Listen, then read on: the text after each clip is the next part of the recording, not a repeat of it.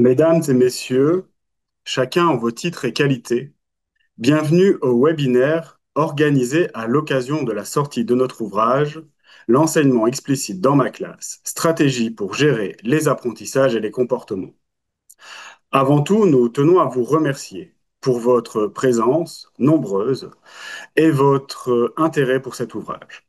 Il a été publié ce 4 septembre aux éditions Debook Supérieur. Il est donc d'ores et déjà disponible dans les librairies en Europe. Nous vous insérons également le lien pour vous procurer l'ouvrage en Europe directement via le site de notre éditeur. Au Québec, nous devrons attendre quelques semaines que le stock d'ouvrages traverse l'Atlantique. Il est déjà possible de le précommander dans plusieurs librairies. Nous tenons également à remercier notre éditeur Debook Supérieur pour son soutien et les 3 exemplaires de l'ouvrage qui seront à gagner à la fin de ce webinaire. Marie tirera au hasard 3 noms dans la liste des personnes présentes.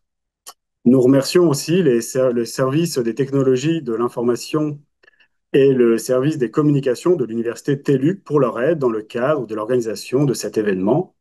L'ensemble du webinaire sera enregistré et le lien pour consulter l'enregistrement vidéo sera transmis aux personnes qui se sont inscrites. Cet événement sera donc composé en 2 parties.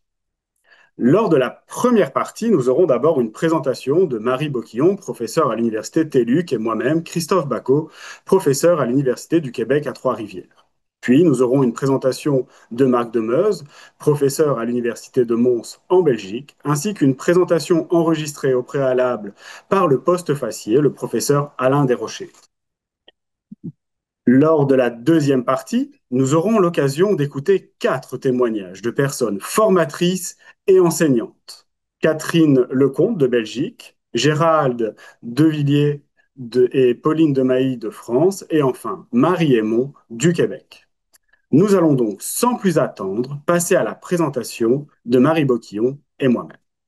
Eh bien, bonjour à toutes et tous, ravie d'être avec vous aujourd'hui et merci pour votre intérêt pour notre ouvrage. Cette présentation, pour répondre à la question pourquoi et comment mettre en place l'enseignement explicite, s'appuie sur notre nouvel ouvrage. Ce sera donc l'occasion pour nous de vous le présenter.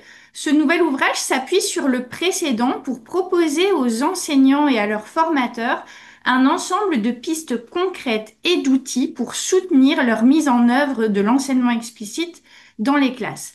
Le premier ouvrage, de son côté, il proposait une présentation complète et détaillée de l'enseignement explicite et des fondements scientifiques de cette approche, c'est-à-dire des recherches qui ont permis de l'élaborer et de le valider. Il proposait aussi des grilles d'observation très précises pour l'observer, tandis que le nouvel ouvrage, il est plus direct, plus concret, plus pratique, et il propose un ensemble d'outils complémentaires pour mettre en place l'enseignement explicite dans sa classe. Alors pourquoi mettre en œuvre l'enseignement explicite? Il y a de nombreuses raisons de le faire. Tout d'abord, c'est une approche efficace et équitable. Ça veut dire que ça permet au plus grand nombre d'élèves, indépendamment de leurs caractéristiques initiales, de développer des compétences importantes avec un haut niveau de maîtrise. C'est donc une approche qui a une forte dimension sociale et éthique et qui propose une palette de stratégies validées par des recherches de terrain basées sur des observations et des expérimentations en classe pour former les citoyens de demain via un curriculum riche. Dit autrement, on est vraiment ici dans une approche qui n'a pas été inventée par un théoricien ou un chercheur, mais qui est vraiment issue du terrain et qui offre vraiment des pistes à la fois pour gérer les apprentissages, mais aussi les comportements. Très brièvement, vous dire que l'historique finalement de cette approche pédagogique, comme je le disais, c'est que c'est issu initialement de recherches descriptives, donc basées sur des observations des comportements des enseignants, qui ont permis de mettre en évidence des stratégies qui semblaient intéressantes pour l'apprentissage des élèves.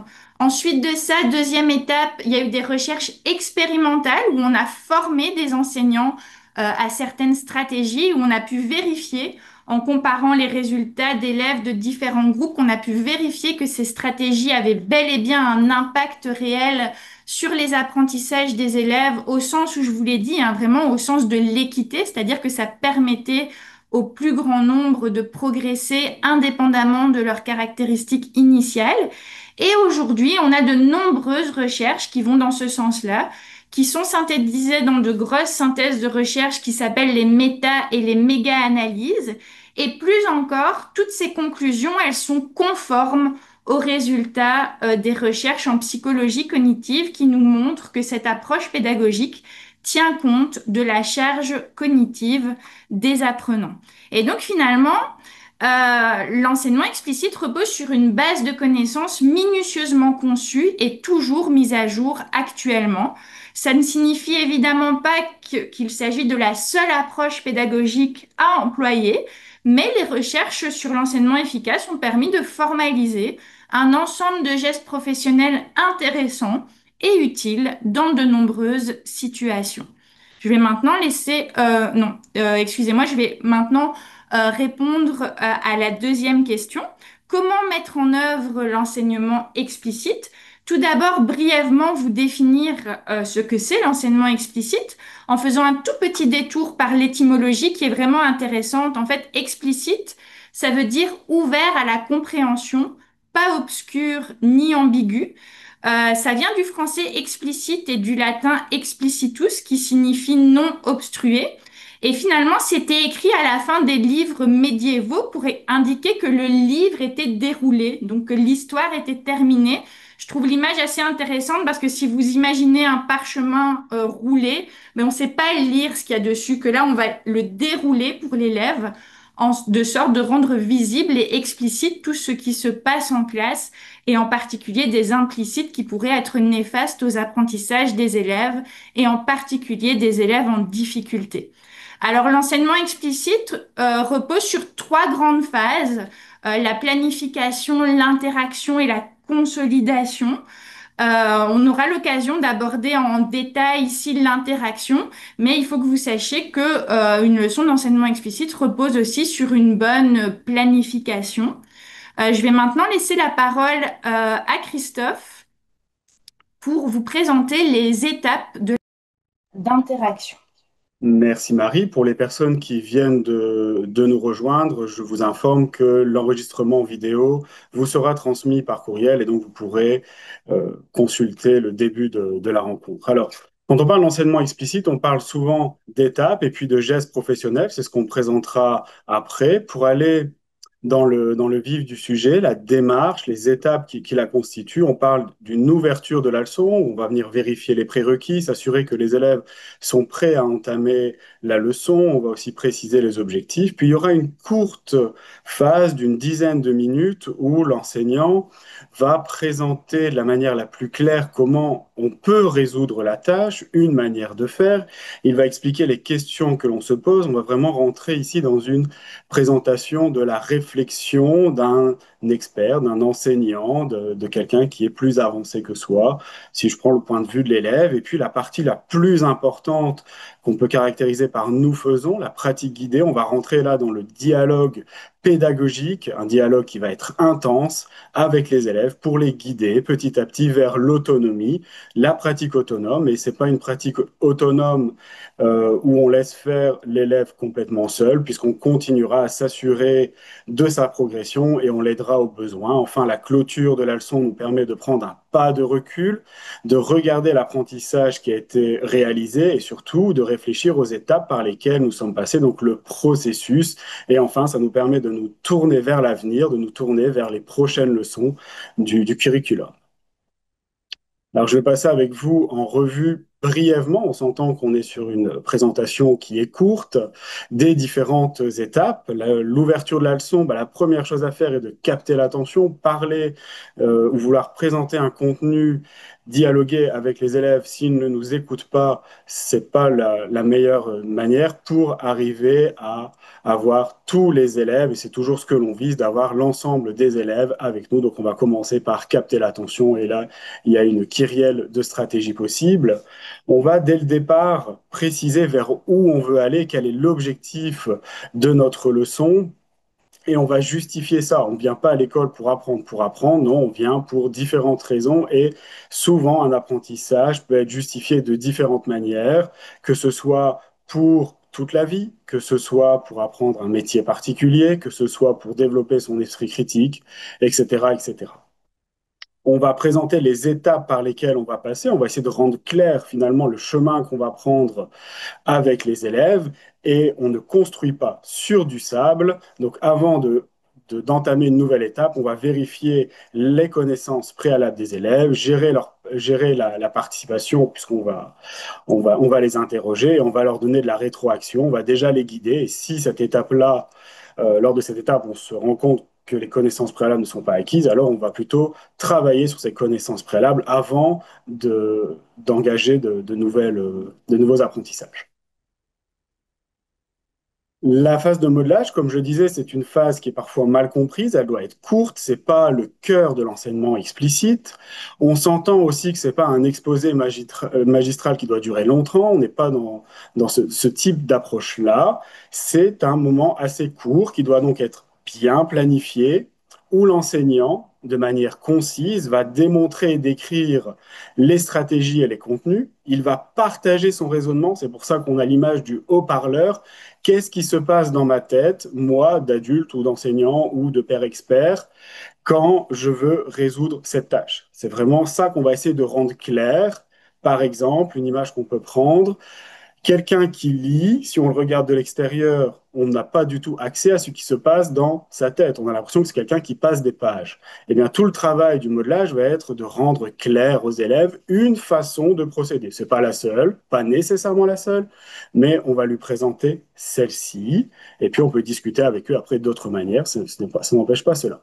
On va présenter des exemples, on va présenter des contre-exemples, on va souligner les aspects importants. C'est tous des éléments qui ont été identifiés comme pouvant aider l'apprentissage des élèves. Enfin, on va leur proposer éventuellement un aide-mémoire sur lequel on pourra s'appuyer comme étayage tout au long de la leçon.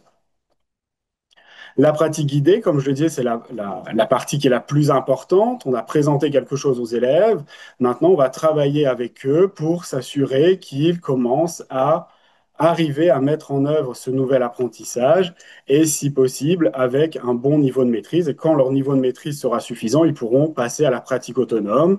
Ça nécessite d'inviter les élèves à pratiquer, à leur donner beaucoup de rétroaction. Il existe plusieurs modalités.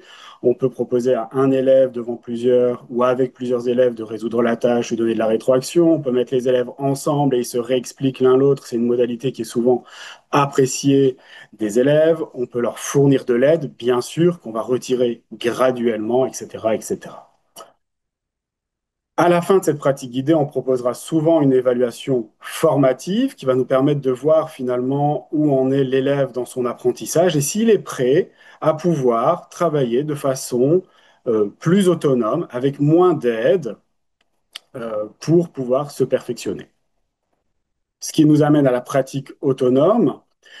Insistons sur le fait que quand on arrive à la pratique autonome dans notre classe, peut-être que certains élèves sont encore en pratique guidée, on vient encore les aider, puis d'autres sont déjà arrivés à la pratique autonome. Mais même pour ces élèves-là, on va continuer à vérifier la compréhension, leur donner des rétroactions et éventuellement leur réenseigner, puisqu'on peut très bien avoir progressé, puis à un moment avoir besoin d'aide, voire d'une réexplication à certains moments. On peut organiser du tutorat, il existe plusieurs manières de faire à ce sujet.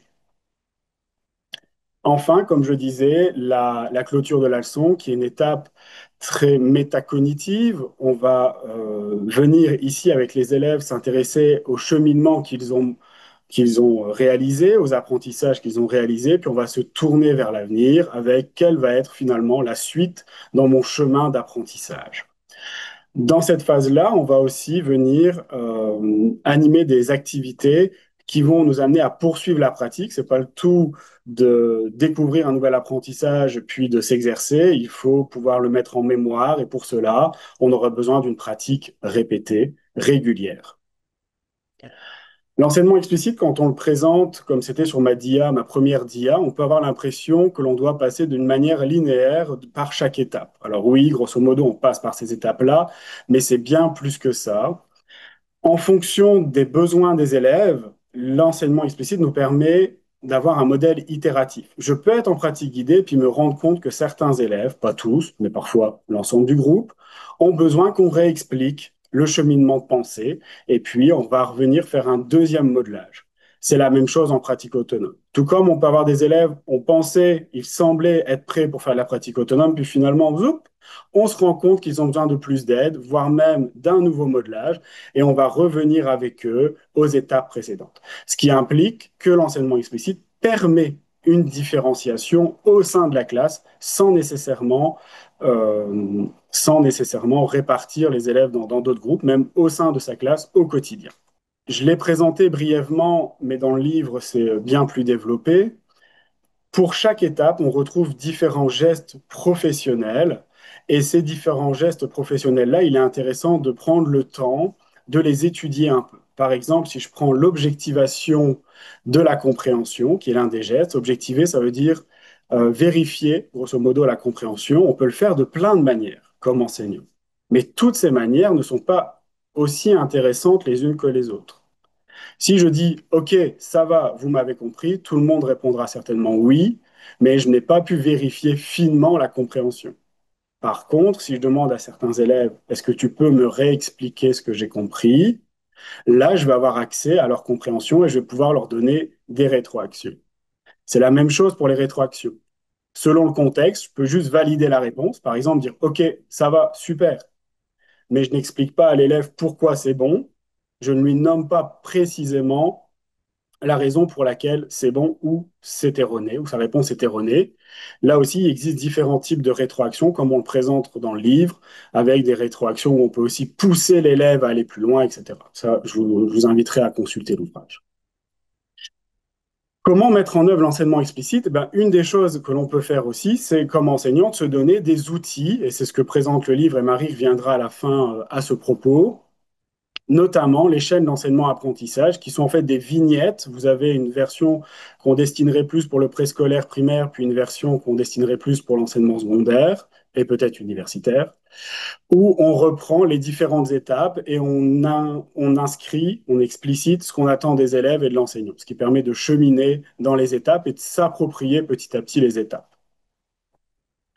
Dans l'ouvrage, en fait, chaque étape que j'ai présentée brièvement est présentée via la vignette que je viens de vous montrer, un texte suivi, et puis ensuite, souvent, il y a un résumé, enfin non, systématiquement, il y a un résumé qui reprend les différents gestes professionnels pour chacune des étapes, ainsi qu'un ensemble de suggestions, comme je le disais précédemment.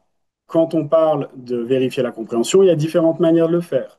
Si on parle de gérer la participation des élèves, c'est la même chose. Et pour chacun des gestes, il existe plusieurs manières de le faire et c'est de ça dont on parle dans l'ouvrage. On parle vraiment des gestes professionnels. Il existe aussi des outils pour les étapes de manière plus globale. Par exemple, je parlais tout à l'heure qu'un élève peut réexpliquer à un autre élève et vice-versa, ce qu'on appelle l'enseignement réciproque. Quand on arrive à cette phase-là avec les élèves, si on les a habitués à cela, on peut mettre un poster et ils sont téléchargeables où on reprend ce qui est attendu de chacun des élèves pendant ces moments-là. Et puis, ça permet de structurer comme enseignant sa séance et de s'approprier avec ses élèves la démarche. Ici, vous voyez un exemple d'outils qui sont aussi téléchargeables, notamment pour gérer la participation des élèves. Vous verrez qu'il y a différentes pistes ou même vérifier la compréhension avec des questions types que l'on peut poser. Bien sûr, on va venir les retravailler comme enseignant, mais ça nous donne déjà des idées pour travailler la formulation des questions que l'on pose aux élèves. Il y a également la présentation d'un canevas de leçons que vous pouvez utiliser, qui aussi vous permet de structurer et préparer la leçon d'enseignement explicite. Je vais aller très vite là-dessus, mais ce que vous voyez à l'écran, c'est le résultat d'une recherche où on a filmé une enseignante à 4 moments de l'année pour voir la manière dont elle arrivait à mettre en œuvre l'enseignement explicite. Et grosso modo, ce que l'on se rend compte, c'est qu'au début, avant qu'elle ait la formation, elle faisait certaines étapes, comme par exemple de la pratique guidée, mais il n'y avait pas de modelage. Puis après, elle a réussi à le mettre de façon linéaire. Et enfin, elle a réussi à le mettre de façon itérative. Tout ça pour vous dire que quand on veut s'approprier cette démarche-là, c'est intéressant d'avoir une formation, certes, mais il y a aussi des étapes à suivre pour s'approprier petit à petit la démarche dans le temps. Et dans le livre, on propose quelques conseils à cette fin. En bref, c'est un livre pour les enseignants et leurs formateurs pour soutenir la mise en œuvre de l'enseignement explicite avec des outils concrets. Je vous remercie de m'avoir écouté. Je redonne la parole à Marie. Oui. Alors, la particularité de cet ouvrage aussi, c'est qu'il traite autant de gestion des apprentissages que de gestion de classe. Et donc, l'enseignement explicite, ça offre aussi une palette de stratégies essentiellement préventives pour mettre en place un climat positif, favoriser les apprentissages et prévenir les écarts de conduite. Je vous les détaille pas toutes aujourd'hui, c'est pour vous donner un avant-goût de l'ouvrage, mais sachez quelles sont toutes ces stratégies issus, comme je le disais en début d'intervention, d'observations et d'expérimentations réalisées dans des classes. Il s'agit notamment d'enseigner explicitement non pas seulement les mathématiques, la langue française, les sciences, mais aussi les comportements, les habiletés sociales positives à mettre en œuvre dans la société pour mettre en œuvre certaines valeurs. C'est vraiment une question d'équité aussi parce que finalement, tous nos élèves n'ont pas la chance d'acquérir ce type de comportement en dehors de l'école. Je vous en dis pas beaucoup plus sur cette thématique-là parce qu'on aura une super présentation de ma collègue Marie Aymon dans quelques minutes tout à l'heure à ce sujet-là. L'ouvrage vous propose des exemples de leçons d'enseignement explicite des comportements et d'outils pour enseigner les comportements au même titre que les contenus scolaires. Alors, il y a vraiment une grosse emphase sur les stratégies préventives parce que les recherches sur le sujet nous disent que les enseignants les plus qui parviennent le mieux à mettre en place ce type de climat positif et à bien gérer la classe mettent en œuvre une majorité d'interventions préventives. Toutefois, on a aussi besoin d'interventions correctives pour intervenir en cas de problème, en cas d'écart de conduite. L'originalité aussi de ce qui est proposé par l'enseignement explicite, c'est qu'il y a une palette de stratégies correctives graduées et différentes de la punition pour intervenir auprès des élèves lorsque les écarts de conduite se produisent.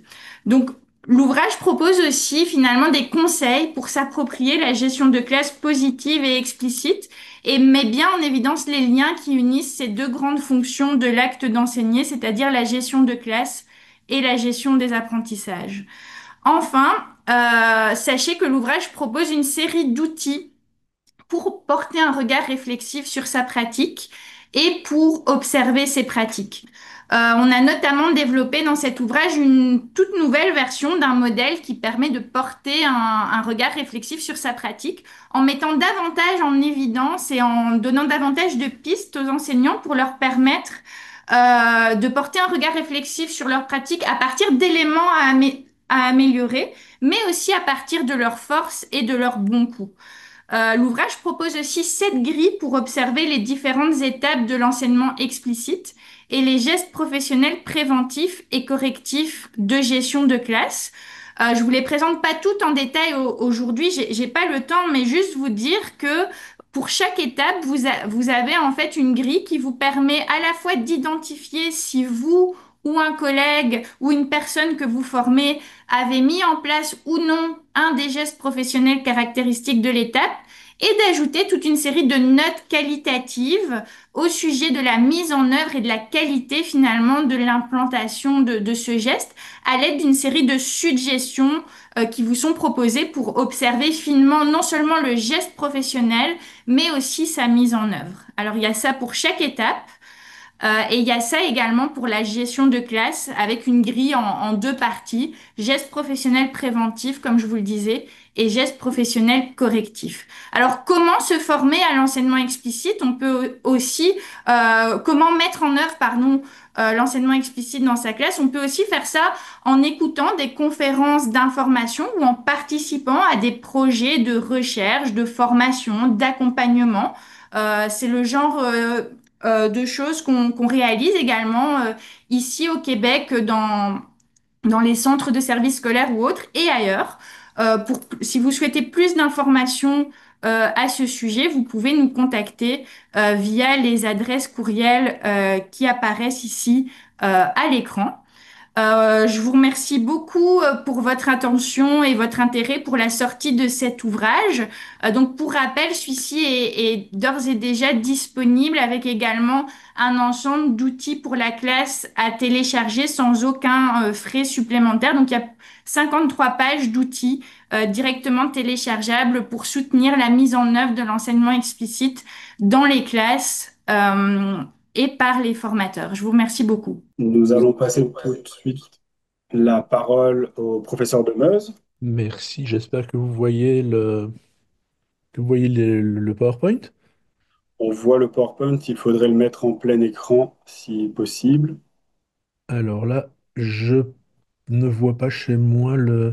Donc pour moi, ça a l'air d'être au point, mais je n'y suis pas plus. Je vous propose d'avancer néanmoins. Pour ne pas déborder, par contre, je n'ai pas la main sur ce PowerPoint. Hmm, Je vais réessayer. Oups. Voilà. Désolé. Est-ce que c'est mieux? Non, pas mieux. Non, j'ai pas de changement de mon côté. Il n'y a pas de changement et les dias changent? Non. Non. Non, ok, je vais y prendre de façon un peu plus artisanale alors. Voilà, donc Marc Demeuse, très heureux de me retrouver face à vous et de retrouver mes co-auteurs hein, dans cette aventure. Le quatrième larron n'est malheureusement pas avec nous, Antoine de Robert-Mazur, et ma préoccupation à moi et celle d'Antoine au départ, c'est la formation des enseignants. Donc ce que je vais vous dire, c'est peut-être un peu quelque chose qui ne va pas se retrouver dans le bouquin, mais qui justifie la manière dont on a commencé à préparer ce bouquin et son prédécesseur. Euh, alors, ça fait une vingtaine d'années qu'on s'intéresse à la formation des enseignants dans mon service avec les préoccupations de dire comment peut-on construire une formation d'enseignant, une formation initiale et une formation continue qui respecte un certain nombre de principes que va réaffirmer la réforme de la formation initiale des enseignants. Et quels sont ces grands principes généraux? Bah, c'est le passage d'une formation courte de 3 années à une formation un peu plus longue de 4 ou 5 années avec une élévation du niveau. Donc on passe d'une formation de premier cycle à une formation de second cycle avec un accent qui est mis sur la recherche. Donc l'importance de former à la recherche et de former par la recherche. Ce sont des éléments qui sont réaffirmés, donc il faut qu'on s'y conforme aussi. C'est dans un système en Belgique où la liberté d'enseignement est très importante. La liberté de choix des parents, la liberté d'offrir de l'école et d'avoir des écoles variées, et la liberté aussi des enseignants, d'être des professionnels et de faire des choix pédagogiques. Donc c'est un aspect important, mais il y a choix et choix. Et pour nous, à l'université, ce qui nous semble important, c'est de faire des choix éclairés, c'est-à-dire de dépasser les préférences individuelles, de ce qui nous plaît, de ce qu'on aime faire, ce qui parfois gouverne les choix pédagogiques, pour essayer de pouvoir former des choix qui sont éclairés par les connaissances, par ce qui fonctionne le mieux. Alors on n'est pas en physique nucléaire, hein, donc bien sûr, tout ne fonctionne pas selon des formules, on ne peut pas tout intégrer dans des modèles fermés, mais il y a des choses qui marchent mieux que d'autres, comme ça a été évoqué par mes collègues, et c'est important, parce que les élèves qui nous sont confiés ne sont pas des cobayes. Donc l'expérimentation sauvage où on verra bien, et puis on fait, et puis si ça marche pas, on fait autrement, etc., sans avoir de plan ou de réflexion étayé, et on enseigne depuis très longtemps, donc il y a un corpus de connaissances important, c'est maltraiter les élèves. Donc il est important de pouvoir faire des choses qui ont plus de chances de fonctionner et de les formaliser de manière à ce qu'on puisse échanger entre professionnels. Ça, c'est vraiment un des aspects essentiels.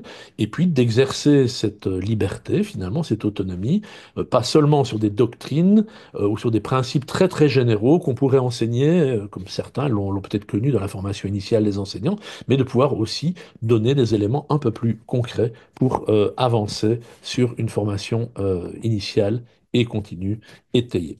Alors, Les implications sur la formation, progressivement, donc on en est arrivé à l'enseignement explicite parce que ça servait bien un certain nombre de ces principes que je viens d'évoquer, mais ça permet aussi, de façon plus concrète, de donner des indications claires aux futurs enseignants de ce qui est attendu d'eux.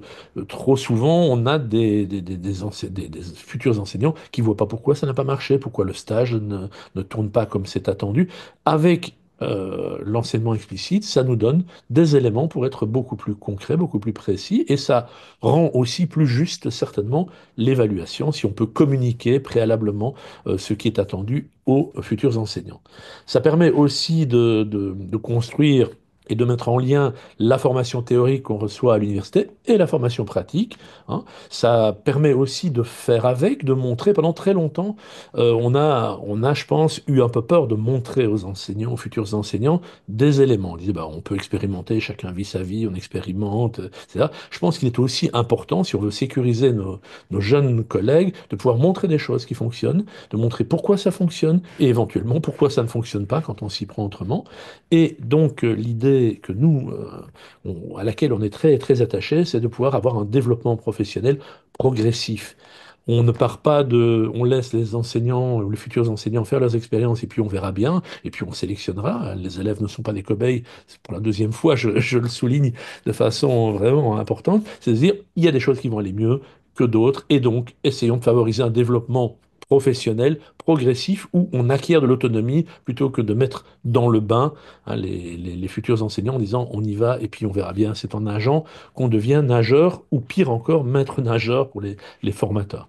Et donc, progressivement, pendant cette vingtaine d'années où on a avancé vers l'enseignement explicite en formation initiale, on s'est donné un certain nombre d'obligations, comme par exemple l'obligation de développer des supports de formation initiale, et les deux bouquins dont il est question, et celui dont il est question en particulier aujourd'hui, eh bien, c'est la démonstration de... On doit aussi mettre sur la table ce qu'on fait, on doit aussi fournir des outils. Là aussi, pendant très longtemps, dans nos modèles francophones, les outils, développer des outils, partager des outils, ça semblait être un gros mot. Pour ce qui nous concerne, d'un point de vue vraiment philosophique, bien chevillé, on pense que fournir des outils, montrer ce qu'on peut faire, c'est essentiel. On ne peut pas demander c'est d'ailleurs assez vain de demander de fabriquer des leçons hors de rien, plutôt que de commencer par essayer des leçons qui ont des chances de fonctionner. Donc vous voyez un peu pourquoi l'enseignement explicite, finalement, il colle bien, il colle bien à cette philosophie de la formation, et on essaie aussi de développer cet isomorphisme entre ce qu'on fait en formation et ce qui est attendu des futurs enseignants et puis des enseignants aguerris. Et donc l'idée, c'est de pouvoir, en fonction de ce que je viens de dire, je l'ai fait un peu rapidement sans doute, construire une formation, de la formation initiale à la formation continue, de la préparation à l'emploi à l'exercice en pleine responsabilité de son boulot, d'enseignant responsable d'une classe ou d'une section, par exemple. Donc, voilà ce qu'on tenait à vous donner comme information. C'est un peu les coulisses, hein, le pourquoi finalement l'enseignement explicite a pris corps à l'Université de Mons en particulier, et pourquoi on a développé ces outils dont on essaye de faire partager finalement les réflexions. Voilà, je vous remercie. Merci beaucoup, Marc, pour ta présentation. Nous allons maintenant pouvoir écouter la vidéo d'Alain Desrochers. Il ne pouvait pas être présent aujourd'hui, mais il tenait à tout prix à donner son regard sur l'ouvrage. Et Marie va donc nous partager tout de suite l'entretien qu'elle a fait avec lui il y a quelques jours. Bonjour Alain. Bonjour Marie. Alors Alain, tu as été professeur titulaire à l'Université d'Ottawa jusqu'à ton départ à la retraite en juillet 2017. Une retraite de courte durée puisque tu as ensuite assumé la fonction de directeur scientifique de l'Institut des troubles d'apprentissage jusqu'en 2019 par la suite.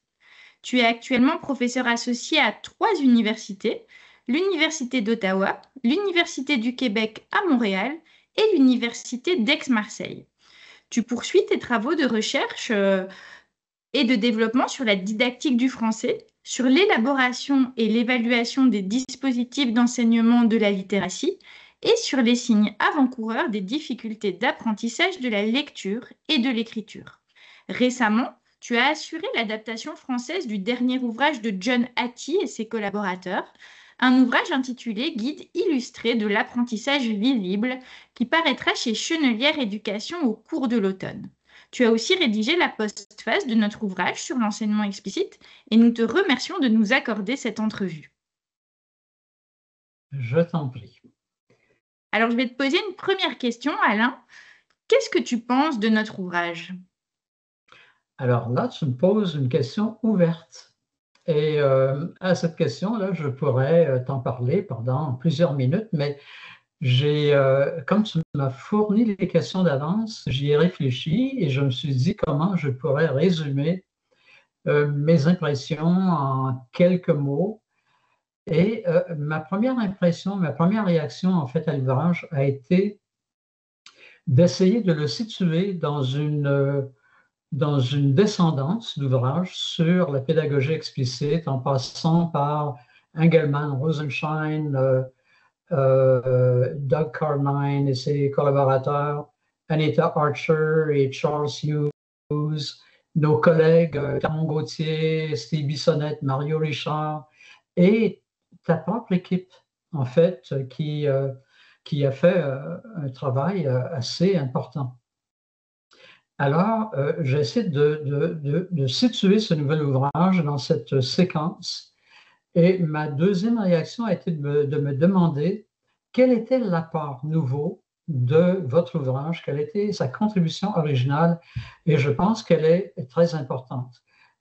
Bien sûr, dans cet ouvrage, vous faites un retour sur les fondements conceptuels de l'enseignement explicite, ce qu'il fallait faire pour faire une mise en contexte et vraiment bien situer les concepts importants de cette approche. Mais je dirais que vous avez fait un effort assez remarquable en créant une passerelle entre les concepts et la pratique.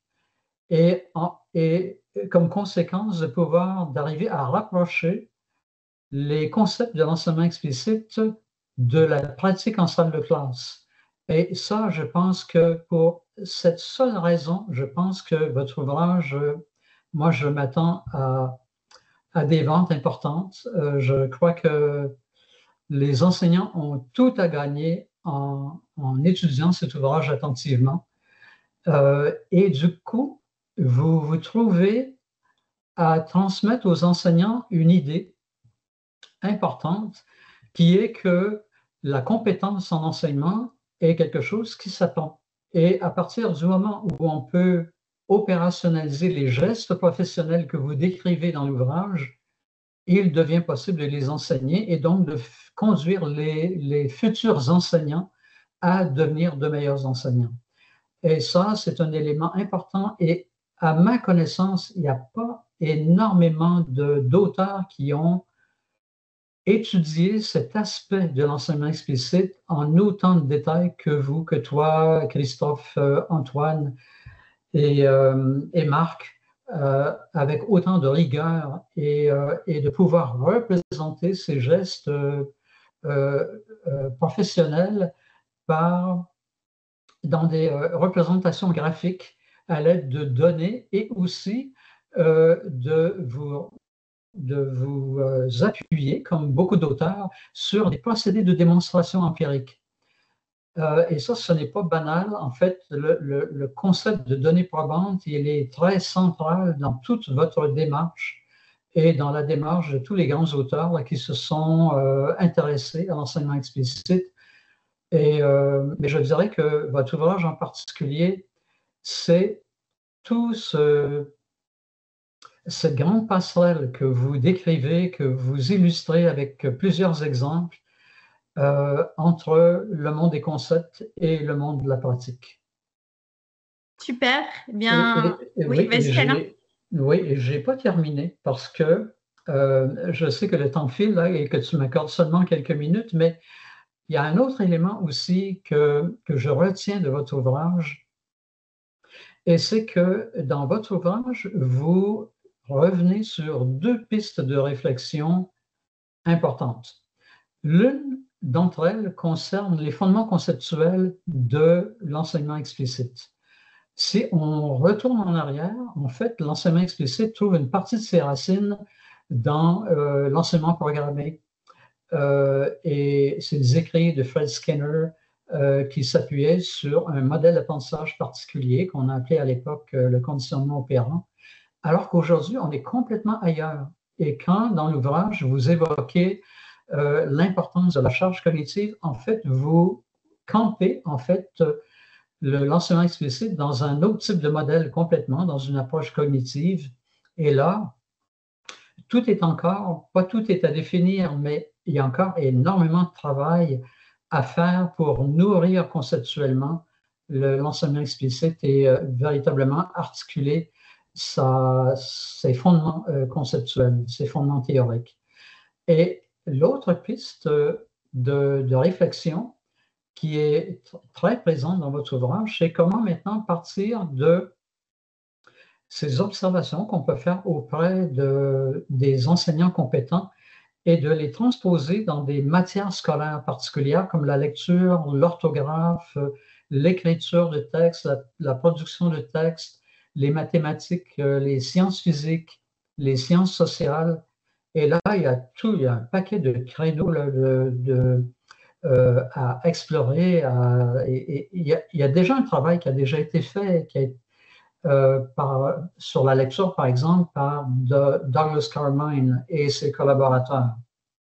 Et c'est un travail très, très important. Mais il y a un travail tout aussi important qui nous attend pour l'orthographe, la rédaction de texte, les mathématiques et les sciences sociales, les sciences physiques. Super, bien, merci beaucoup Alain. En tout cas, on sait qu'on t'avait donné un défi là en quelques minutes de nous donner tes impressions sur l'ouvrage.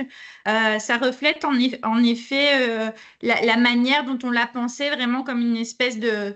On a vraiment voulu faire ce travail de traduction, de passerelle de certains concepts et de la recherche vers les pratiques de classe. Donc, on est vraiment heureux que tu aies décelé ce travail-là. Je vais te poser une deuxième question en lien avec tes domaines de spécialisation. Est-ce que tu pourrais nous dire en quoi l'enseignement explicite apporte quelque chose à la gestion de l'hétérogénéité des élèves? Alors, ma réponse, et là, celle-ci va être beaucoup plus courte, Marie, parce que je ne vais pas étirer le temps plus qu'il le faut, mais ma réponse est largement conditionnée par mon intérêt pour les approches préventives en éducation. Et tu vas le voir tout de suite, en fait, je dirais que l'utilité de l'enseignement explicite pour gérer cette hétérogénéité dont nous sommes en train de parler s'appuie sur deux grandes caractéristiques et des caractéristiques très importantes de l'enseignement explicite. Et la première étant de rendre les cibles d'apprentissage accessibles à tous les élèves et incluant les élèves qui ont le moins d'aptitude, en fait, pour les apprentissages scolaires. Alors, cette accessibilité, et vous en parlez abondamment là, dans l'ouvrage, passe par la planification, la mise en séquence des cibles d'apprentissage, par les modalités d'interaction avec les élèves, le modelage, les explications, la clarté des explications, la pratique guidée, la pratique autonome et la consolidation, qui est un sujet qu'on aborde peu en dehors de l'enseignement explicite. Alors, comme première caractéristique, il y a tous ces concepts qui sont très importants. Et la deuxième caractéristique, c'est la pratique de l'étayage. Encore aujourd'hui, à moins qu'on me contredise, j'ai l'impression que l'enseignement explicite est l'approche pédagogique qui rend l'étayage, qui nous fournit le plus grand nombre de concepts et de leviers pour opérationnaliser l'étayage et le retrait progressif du soutien à l'élève. Et ça, ce n'est pas banal parce que l'opérationnalisation de l'étayage, c'est une très grande question, c'est une question qui est difficile, mais on a maintenant un contexte assez intéressant pour l'exploiter. C'est notamment dans le cadre de l'enseignement explicite et l'enseignement explicite appliqué à l'intensification des interventions dans l'approche de la réponse à l'intervention ou dans les systèmes de soutien à paliers multiples. Et là, on a vraiment un beau créneau de réflexion pour véritablement travailler, tester des idées concernant l'étayage et la réduction des écarts d'apprentissage entre les élèves dans leurs apprentissages. Eh bien, merci beaucoup Alain pour tes réponses à nos questions et également ta postface qui offre toute une série de réflexions, notamment sur l'enseignement explicite et son importance pour la formation des enseignants. Ben, je te remercie beaucoup de ton accueil, Marie. Et maintenant, nous sommes prêts à voir comment l'intérêt des enseignants va se déployer pour cet ouvrage. Et je vous souhaite et je souhaite à l'ouvrage le plus grand succès. Merci beaucoup Alain. Dans cette première partie, nous avons pu avoir des repères sur ce qu'est l'enseignement explicite, les raisons pour lesquelles on peut les mettre en œuvre, pourquoi initialement l'équipe des auteurs s'est intéressée à cette démarche pédagogique, des visions de chercheurs, d'enseignants-chercheurs, d'anciens enseignants, instituteurs, ce qui est mon cas aussi, qui l'a utilisé en classe. Et puis maintenant, j'aimerais nous inviter à un voyage. Et si on pouvait visiter des enseignants, des formateurs qui le mettent en œuvre, et puis si ce voyage, on pouvait ne pas se limiter aux frontières du Québec, de la Belgique ou de la France, mais si en une demi-heure à peu près, on pouvait aller visiter des enseignants qui s'intéressent à ces approches, qui les ont mises en place, qui les mettent en place, qui sont parfois aussi formateurs à ce sujet-là. Alors, avant de céder la parole à Catherine Lecomte, qui est enseignante au primaire en Belgique, je tiens vraiment à remercier d'une part les participants, ils sont plus de 400 toujours connectés, mais aussi l'ensemble de nos panélistes, enseignants, chercheurs, auteurs, mais aussi les enseignants et formateurs qui nous font vraiment le plaisir de venir soutenir le lancement de cet ouvrage en nous partageant leur expérience. Encore merci.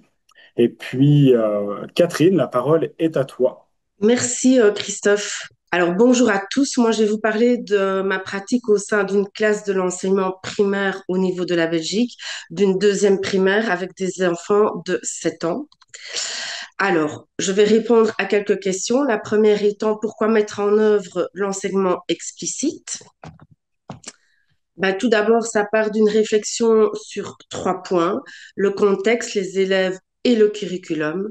Le premier point, le contexte. Comme je viens de le signaler, je suis titulaire d'une classe de P2 et dans cette classe de P2, nous sommes toujours dans ce qu'on appelle les apprentissages fondamentaux par rapport au lire, écrire, calculer, compter. Nous sommes également dans une société qui évolue constamment et de plus en plus rapidement. Et à travers cela, j'ai vraiment ressenti un besoin de continuer à me former et de faire évoluer aussi ma recherche d'efficacité dans mon enseignement. En ce qui concerne mes élèves, je me suis rendu compte que les classes étaient de plus en plus hétérogènes, mais avec une disparité importante entre les élèves les plus forts et les plus faibles, et que j'avais de plus en plus d'élèves en difficulté, aussi bien en ce qui concerne les apprentissages que les comportements, et qu'au fur et à mesure de leur scolarité, nous étions en perte de ces élèves, ce qui m'interpellait de manière importante. Et au niveau du curriculum, on a une évolution de la société qui a des demandes de plus en plus exigeantes. Dès lors, on fait évoluer les programmes qui deviennent de plus en plus chargés et on se retrouve avec beaucoup d'éléments qui viennent se greffer. On a eu la crise du Covid. On a aussi beaucoup de choses qui vont dans le sens des élèves, comme les diagnostics, mais qui surchargent énormément l'enseignement des enseignants, ce qui m'a permis de reprendre ma réflexion, d'aller vers de nouvelles études. Et lors de ces études, j'ai donc découvert l'enseignement explicite que j'ai décidé de mettre en place dans ma classe. Comment mettre en œuvre l'enseignement explicite? Ben, tout d'abord, pourquoi mettre en œuvre l'enseignement explicite? Ça me permet de gérer les différents niveaux d'apprentissage et d'offrir une différenciation aussi bien pour les élèves en difficulté que pour les élèves dont le niveau d'apprentissage est assez élevé. Ça me permet également de gérer les comportements et en ayant une bonne gestion des comportements, l'efficacité dans les apprentissages est également améliorée et d'avoir une très bonne gestion du temps ou en tout cas une meilleure gestion du temps. Comment puis-je faire? En commençant par enseigner. Enseigner ce qu'on attend des élèves au niveau des apprentissages, au niveau du comportement, et surtout en leur offrant un cadre structuré qui va du simple vers le complexe en passant par les 5 étapes de l'enseignement explicite. Pour quelle matière? Alors, comme vous pouvez le voir à l'écran, je me base sur un schéma de Madame Boquillon, de Monsieur Bissonnette et de Monsieur Gauthier pour faire le choix de mes matières. Est-ce que le niveau de compétence des élèves est faible ou élevé? Est-ce que c'est une nouvelle tâche ou pas? Est-ce qu'elle est complexe ou pas? Est-ce que j'ai un temps très limité, un peu plus long, ou j'ai le temps nécessaire pour pouvoir faire un apprentissage bien installés?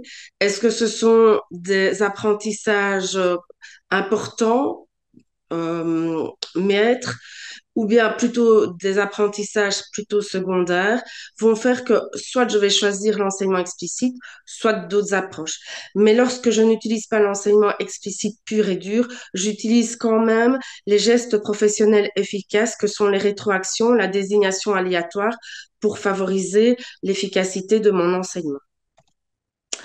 Alors, bien entendu, en utilisant l'enseignement explicite, j'ai également revu ma manière de travailler et j'ai changé mes supports de cours.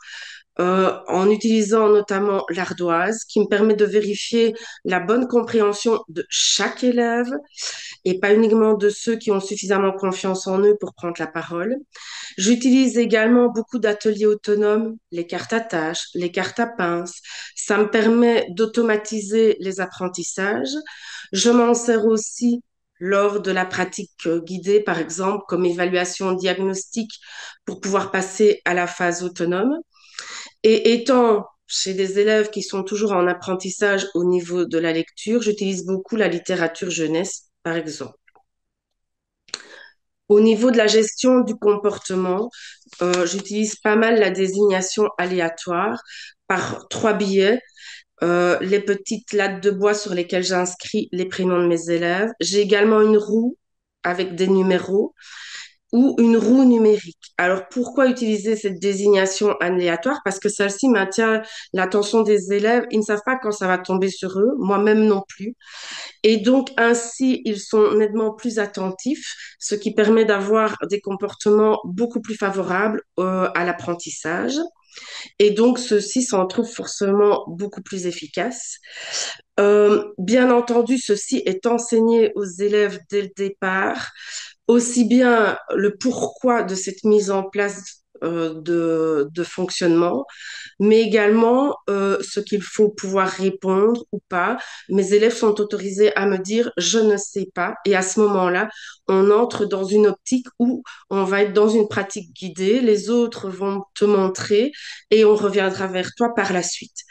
Je peux le dire depuis quelques années que je l'utilise, même les élèves ayant des difficultés ou étant plus discrets de par nature finissent au fur et à mesure par prendre la parole d'eux-mêmes, se sentant de plus en plus en confiance. Ensuite, comment devenir un expert? L'expertise passe par la consolidation. Ce ne sont pas les apprentissages, mais c'est l'automatisation de ces apprentissages pour devenir un expert. Et pour cela, j'utilise par exemple les rituels du matin. Chaque matin, nous rédigeons la date.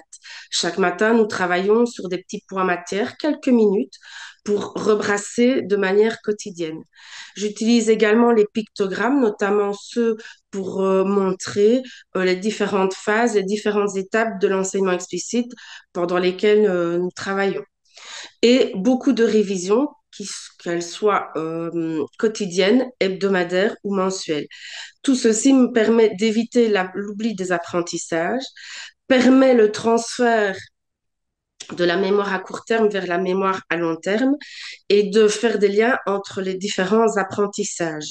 C'est aussi une façon de vérifier la bonne compréhension de tous les élèves. Quels sont les bénéfices de l'enseignement explicite pour l'enseignant? Bien, c'est de rendre ces apprentissages explicites et plus ils seront explicites et plus ce sera clair également pour les élèves qui savent ce qu'on attend d'eux et donc qui vont pouvoir entrer dans le bon processus et le bon fonctionnement pour avoir des apprentissages les plus efficaces possibles. Ça permet également de vérifier la bonne compréhension de chaque élève et pas seulement ceux qui se sentent suffisamment à l'aise, en confiance pour pouvoir prendre la parole. Par exemple, je reprends l'exemple de l'ardoise en ayant une réponse chorale de tous les élèves. Ça permet également un enseignement efficace puisque en vérifiant la bonne compréhension de mes élèves très régulièrement, je vais réajuster de manière permanente mon enseignement à leurs besoins spécifiques. Et ça permet une bonne gestion des comportements aussi, puisque, comme vous l'avez vu, par quelques façons de procéder, notamment la désignation aléatoire, et donc ça renforce l'efficacité des apprentissages. Ce cadre est rassurant pour l'enseignant parce que à force de toujours pratiquer, il sait vers quoi il va et il devient lui-même de plus en plus expert dans sa façon de procéder. Et ça lui évite donc la surcharge cognitive puisque sachant vers quoi il va, il peut conserver cette énergie pour pouvoir être disponible pour les élèves en difficulté et pas se dire, tiens, ici, qu'est-ce que je dois faire à ce moment précis? Quels sont les bénéfices de l'enseignement explicite pour les élèves? C'est un cadre très rassurant pour les élèves et surtout pour les élèves en difficulté. Ils savent ce qu'on attend d'eux dès le départ. On leur a montré comment procéder. Ils savent qu'ils ont un étayage qui est possible aussi bien par l'enseignant que par les pairs et qu'ils ne seront pas laissés en rade. Ça permet aux élèves en difficulté d'évoluer à leur rythme et en sérénité en prenant confiance en eux par cet étayage. Ça permet également aux élèves ayant une compréhension plus élevée de pratiquer plus régulièrement et donc de mémoriser et d'automatiser leurs apprentissages. Moi, je les appelle mes petits assistants. Donc, à partir du moment où ils ont fini ce qu'ils avaient à faire en pratique autonome, que c'est évalué et que c'est bon, je leur demande de retourner notamment vers les élèves en difficulté. Parfois, un élève en difficulté préfère voir un compagnon de son âge, lui réexpliquer. Le contact est plus simple aussi, il sait par quoi il passe. Et donc, ça permet également à l'élève qui a plus de facilité de se canaliser et aussi d'établir sa métacognition par rapport à l'apprentissage qui a été effectué et donc d'automatiser encore un peu plus cet apprentissage. Et ça permet également de limiter la surcharge cognitive des élèves puisqu'on part du simple vers le complexe et qu'on fractionne en étapes les plus digestes possibles pour que les apprentissages soient les plus efficaces possibles. Voilà, j'espère que ma présentation vous a été bénéfique. Je vous remercie pour votre écoute et je vous souhaite une bonne continuation.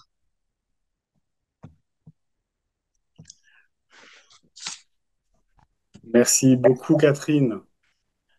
Si vous avez des questions, vous pouvez les adresser dans la partie Q&R, questions et réponses. Et en fin de webinaire, nous répondrons à certaines questions. On ne pourra pas répondre à toutes les questions, mais c'est le moyen de communiquer entre nous ici, considérant le nombre de personnes. Alors, sans plus tarder, ce que je vous propose de faire, c'est de traverser la frontière et puis d'aller vers le sud et de nous rendre en France avec la présentation de Gérald Devilliers, enseignant au primaire en France. Et puis ensuite, ça sera la présentation de Pauline Demailly, qui est enseignante au secondaire en France. Gérald, je vois que ton PowerPoint est déjà lancé. Merci. La parole est à toi.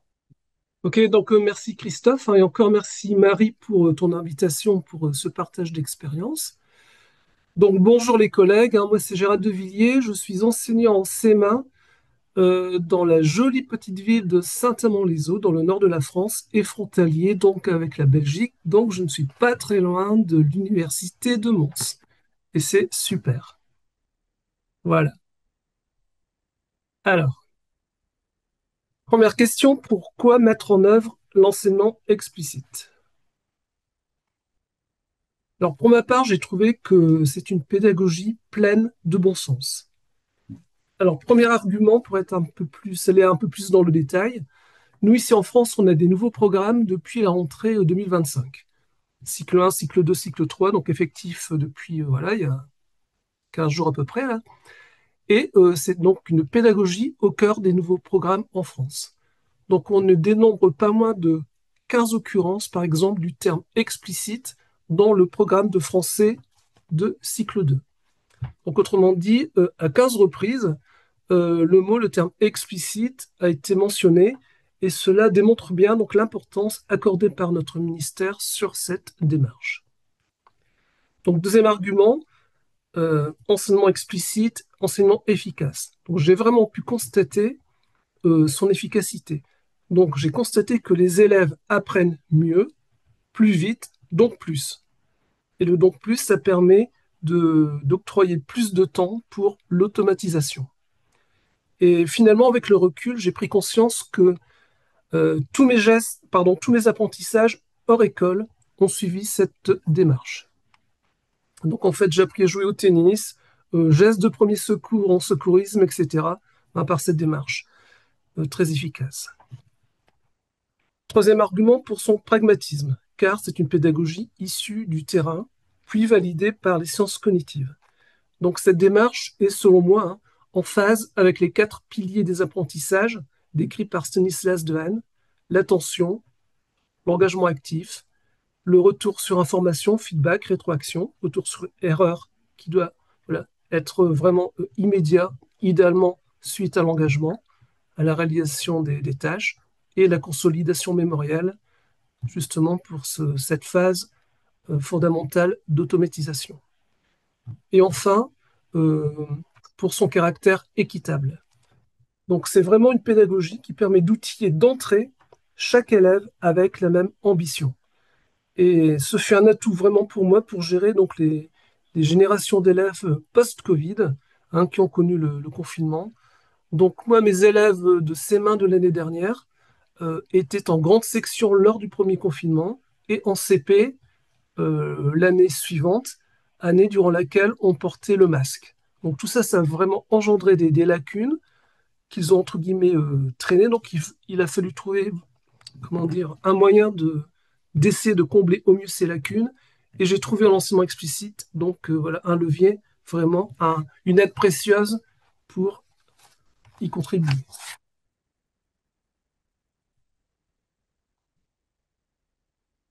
Alors, comment mettre en œuvre l'enseignement explicite?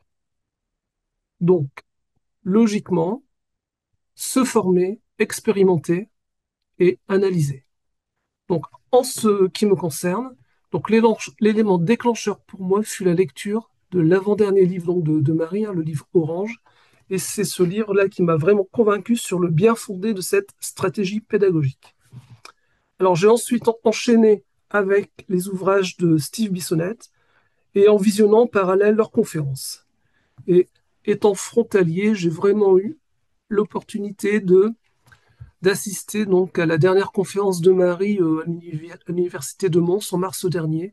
Donc c'est là qu'on s'est rencontrés et j'ai aussi la chance de rencontrer Marc Demeuse. On a pu discuter un petit peu à la fin et c'était super.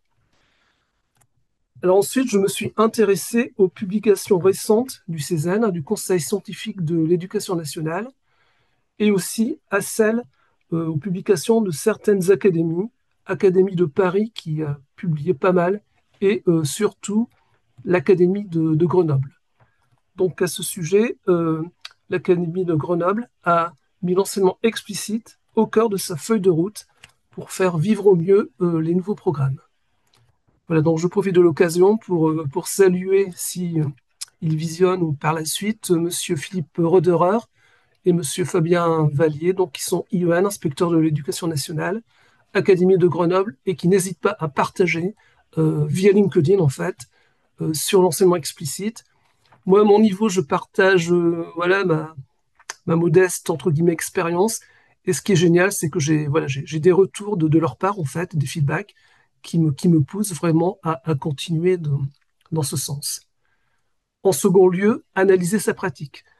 Alors moi, j'ai constaté la nécessité vraiment, donc c'était rappelé par Christophe, par Marie, ça ne s'improvise pas. Ça ne s'improvise pas, pardon. Nécessité de planifier rigoureusement chacune des étapes et mettre le haut-parleur sur sa pensée dans la phase de modelage. Ça ne s'improvise pas. Voilà, le jour même devant les élèves, ça se planifie, ça se répète lorsque l'on fait son travail de préparation. Et idem pour les contre-exemples. Voilà, que l'on présente dans la phase de modelage. Alors là, je vais vous donner voilà, un petit exemple vécu l'année dernière d'une leçon, d'une séquence d'enseignement explicite, rapidement. Donc voilà, j'ai repris toutes les étapes de la démarche. Donc là, l'objectif, c'était de ranger les nombres décimaux, ordre croissant, ordre décroissant. Alors, première étape, donc voilà, j'ai fait un rappel. Hein, comme Marie le répète très souvent, on ne bâtit pas sur du sable. Hein.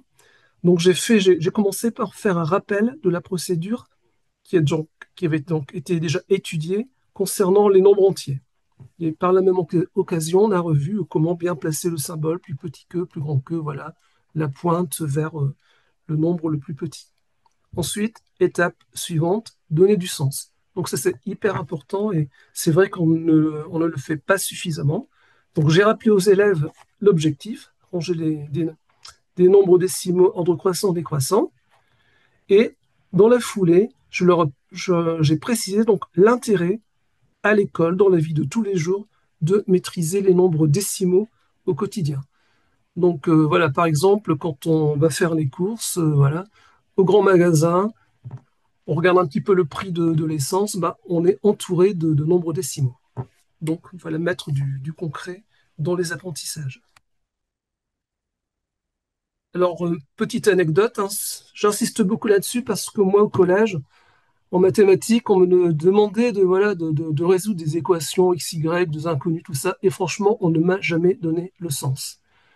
Donc, j'étais pas un crack en mathématiques, mais peut-être si on m'avait dit, écoute Gérald, en faisant les équations, peut-être grâce à ça, si tu performes en mathématiques, tu pourrais, par exemple, devenir pilote d'avion de chasse, parce que j'adore les avions, donc ça m'aurait donné de l'engagement, de la motivation, du sens.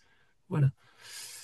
Alors, étape suivante, hein, la classique entre guillemets étape de modelage, avec exemple, contre-exemple, anticipation des pièges.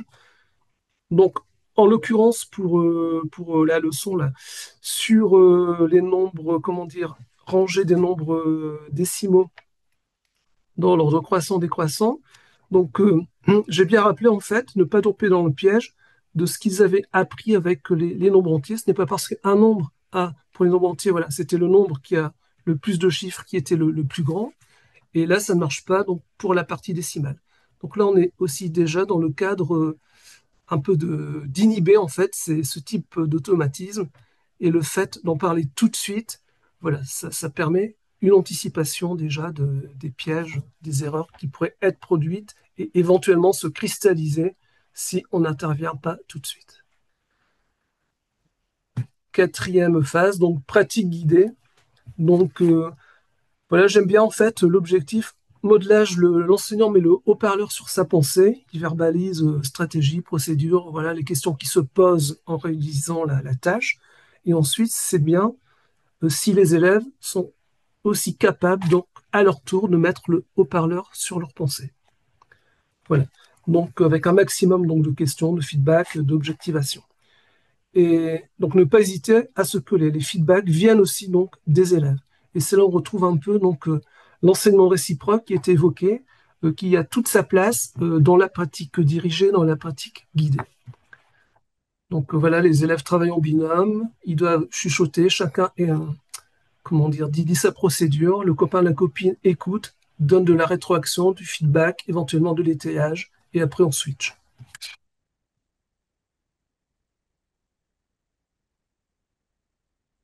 Ensuite, quels sont les bénéfices de l'enseignement explicite pour l'enseignant? Donc pour moi, c'est tout d'abord une démarche logique, structurée, sécurisante. Donc, premier argument, au niveau de l'efficacité. Donc moi, franchement, depuis que je suis dans l'enseignement explicite, autant au niveau de ma pratique que lorsque j'accompagne, c'est un peu ma deuxième mission, je suis maître accompagnateur pédagogique, quand j'accompagne des enseignants, des débutants, des contractuels, quand je fais des visites en classe, comment dire, j'ai vraiment l'impression d'être rentré dans une quatrième dimension et je vois des implicites partout. Entre guillemets, il y en a des tonnes, implicites qui sont automatiquement source d'erreurs et d'ambiguïté. Ensuite, comme l'a rappelé Christophe, Donc la différenciation donc, est réaliste. Voilà. Par le prolongement de la pratique guidée et éventuellement donc un nouveau modelage selon les besoins. Alors, on parle beaucoup de la charge cognitive, justement, prendre en compte la charge cognitive pour les élèves dans les apprentissages, mais je pense qu'il est aussi bon d'en tenir compte pour les enseignants. Et j'ai constaté, moi, en ce qui me concerne et en ce qui concerne les enseignants que j'accompagne, quand même une amélioration du bien-être. Autrement dit, le fait d'apprendre plus, mieux, plus vite, ça permet de couvrir de façon plus aisée le programme. Et on va vraiment droit au but, de par le modelage, pour chaque objectif. Et donc voilà, ça permet un allègement de la charge mentale de l'adulte, et ça permet aussi donc aux débutants et celle des débutants, grâce à la limpidité de sa mise en pratique. Les bénéfices de l'enseignement explicite pour les élèves. Alors, 3 mots-clés qui me sont tout de suite venus à l'esprit suite à mes premières expérimentations et retours d'expérience, analyse voilà, de ma pratique réflexive. Donc, réussite, sourire, plaisir. Alors, tout d'abord, grâce à cette stratégie pédagogique, ça permet une optimisation de la compréhension via les feedbacks, les questions, l'étayage et les réussites, donc les sourires qui en découlent. Donc réussites, si petites soient-elles, sont très vite au rendez-vous. Et les élèves, franchement, ça change le climat. Les élèves sont vraiment heureux de venir en classe. Ils donc prennent plaisir à venir à l'école. Alors moi, les collègues, si j'avais vraiment un conseil, c'est de les bombarder, entre guillemets, d'un maximum de feedback positif. Voilà. Et on est vraiment dans le renforcement positif et on crée vraiment un climat de bienveillance, de motivation, d'engagement. Donc il n'y a pas de petite réussite. Ensuite, bon, je reprends des choses qui ont déjà été dites, mais c'est vraiment comment dire, des fondamentaux au niveau de l'enseignement explicite. Donc c'est la mise justement en lumière, donc on fait sortir de l'ombre les implicites via le modelage et aussi donc avec l'anticipation des obstacles, avec les contre-exemples, les pièges évoqués très vite. Ensuite, hyper important, allègement donc, de la charge cognitive des élèves. Donc, comme l'a rappelé Catherine, un objectif à la fois, du simple au complexe. Et ça permet vraiment de prendre en compte les limites de la mémoire de travail, notamment pour les plus fragiles, mais pas que, pour tout le monde en fait. Et enfin, peut-être, comment dire, une caractéristique, c'est difficile de mettre une hiérarchie en fait. Voilà, j'ai mis numéro 1, numéro 2, numéro 3, numéro 4, mais voilà, vraiment pour le caractère équitable de la démarche. Donc, même enseignement pour tous, au départ, avec une ambition élevée pour chacun, puis différenciation progressive, des étayages progressifs. Voilà. Et, si possible, interroger idéalement les élèves sur ce qui a été démontré lors du modelage, et là, tous peuvent répondre indépendamment de leur origine sociale. Merci beaucoup, Gérald. On vient donc d'avoir deux regards complémentaires sur l'enseignement au primaire. La suite, eh bien, on va rester en France avant de faire un grand saut jusqu'au Québec. Nous allons maintenant écouter Pauline Demailly, qui est enseignante au secondaire en France, et en lisant les questions qui sont posées dans l'espace de questions et réponses, plusieurs questions portent justement sur le secondaire. Alors peut-être que de manière anticipative, Pauline, tu répondras déjà à certaines de ces questions. La parole est à toi, on t'écoute avec beaucoup d'attention. Très bien, bah, je vais essayer. Merci, je m'appelle Pauline Demailly, je suis donc enseignante dans le secondaire en France. J'enseigne le français, le latin et le grec ancien en collège, c'est-à-dire avec des élèves qui ont entre 11 et 14 ans, et dans un milieu évidemment hétérogène. Et je vais vous expliquer pourquoi j'ai choisi l'enseignement explicite. Je pense que vous voyez bien les diapositives. Donc, pourquoi mettre en œuvre l'enseignement explicite? Eh bien, je suppose que comme tous les enseignants, mon objectif numéro 1, c'est de faire progresser mes élèves. Et il y a un geste professionnel que l'on met tous en place, c'est l'évaluation. Donc, je me suis concentrée sur les apports de l'enseignement explicite lors de l'évaluation. Et je me suis rendu compte que l'évaluation permettait aux élèves de gagner en confiance via les explications, enfin, via la démarche de l'enseignement explicite, parce que les évaluations sont fréquentes, régulières et constructives. Alors, voilà comment je procède. Je suis les évaluations telles qu'on nous les enseigne, évaluation diagnostique, formative et sommative. Je détermine avec une évaluation diagnostique le nombre d'étapes qu'il faudra à mes élèves pour arriver à atteindre la compétence attendue. Bien sûr, cette évaluation diagnostique, je ne la compte pas dans Pronote, ça ne compte pas dans la moyenne des élèves. Ça me permet de leur fournir un premier feedback sur le palier auquel ils se trouvent pour atteindre le palier final qui est la compétence attendue. Ce qui veut dire que mon évaluation diagnostique, c'est la même que mon évaluation sommative. Ainsi, quand je rendrai les évaluations sommatives, tout à la fin du processus d'apprentissage, bien, les élèves pourront alors mesurer leur progrès, ce qui leur permet évidemment de gagner en confiance en eux parce qu'entre l'évaluation diagnostique et l'évaluation sommative, il y aura forcément des étapes de franchie. Ces étapes de franchie, je les marque par les évaluations formatives. Alors, je m'y prends toujours de la même façon. Je vais donc enseigner étape par étape les sous-compétences qu'il est nécessaire d'acquérir pour atteindre la compétence attendue au final dans l'évaluation sommative. Et chacune de ces étapes, je vais les enseigner explicitement, comme l'ont expliqué mes collègues. Et puis, je vais les évaluer. Je vais évaluer l'acquisition de ces sous-compétences de façon boule de neige, c'est-à-dire dans une seule et même copie. Je vais interroger mes élèves sur la compétence numéro 1. Et puis quand j'aurai enseigné la compétence numéro 2, alors je leur redonnerai cette copie d'évaluation. Mais ils devront alors ajouter à la compétence numéro 1 la compétence numéro 2 et ainsi de suite. Et il n'y aura pas plus de 3 voire 4 sous-compétences parce que ça ne sert à rien non plus de les démultiplier. En tout cas, chacun de ces paliers sur cette copie va être indiqué et les élèves pourront voir petit à petit leur progrès et l'acquisition de toutes ces sous-compétences. Il y a quelque chose de très important de l'évaluation diagnostique à l'évaluation sommative, c'est l'importance accordée au feedback. Faire des feedbacks constructifs à chaque fois. Parfois, j'écris bien plus sur la copie que ce que l'élève lui-même a écrit, mais parce que je tiens absolument à lui indiquer la réussite que je vois sur sa copie.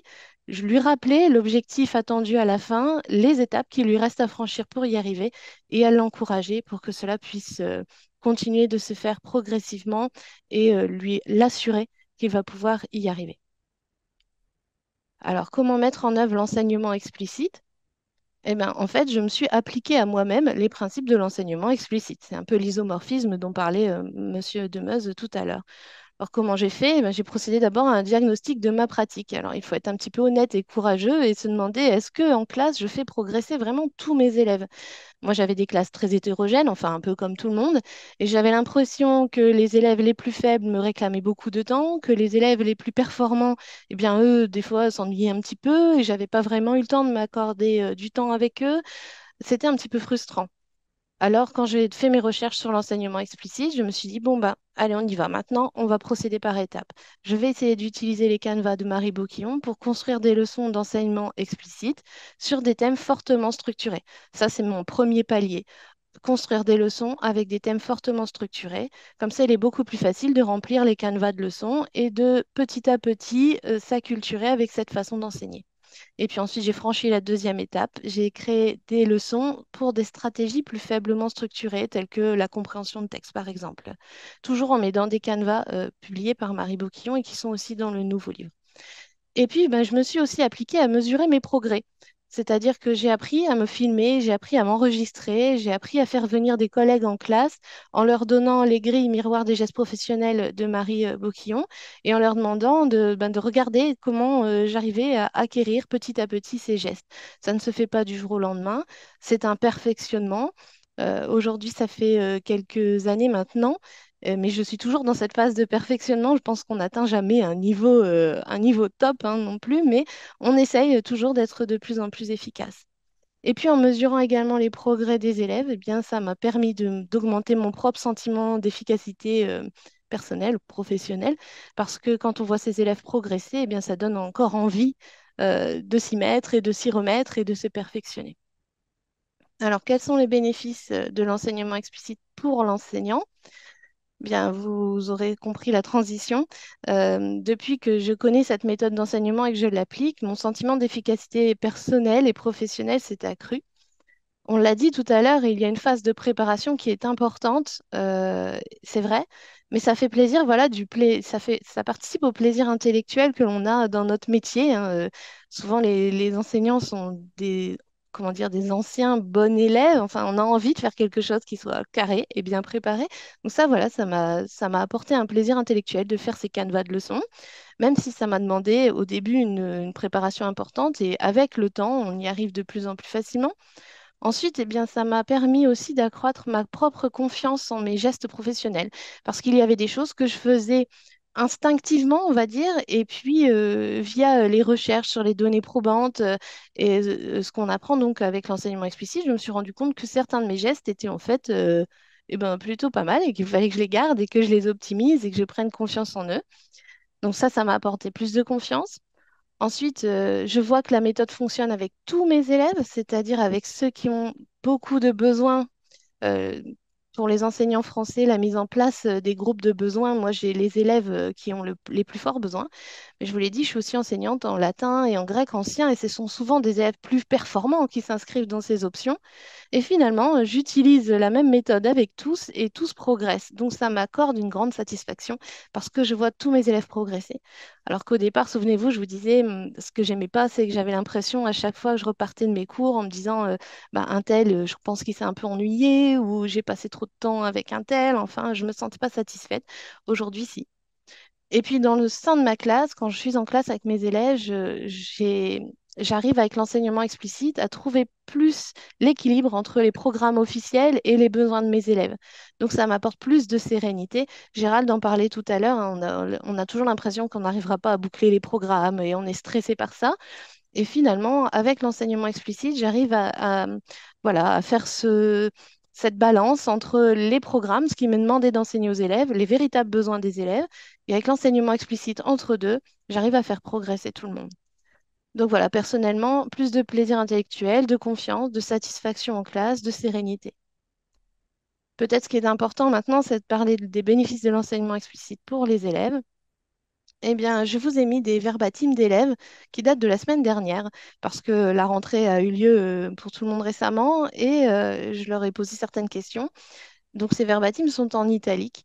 En tout cas, il ressort de cela, par exemple, d'une élève de troisième qui s'inscrit en grec ancien, donc une élève plutôt performante, qui dit que si elle est là, c'est pour la façon de travailler, parce qu'elle sent qu'elle apprend.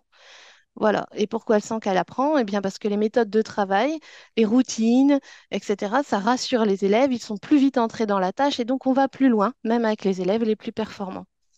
J'ai mes élèves de sixième aussi qui m'ont dit et je vous laisse imaginer le geste qui va avec ces paroles, je me sens puissant. Enfin, en fait, j'en suis capable. Donc ça, c'est très important parce que je vous l'ai dit, en sixième, j'ai les élèves qui ont des forts besoins, ce qui représente pour moi, c'est très important que les élèves se voient progresser parce que sinon, ils abandonnent. Ça fait parfois quelques années qu'ils sont dans l'échec scolaire et qu'ils perdent confiance en eux.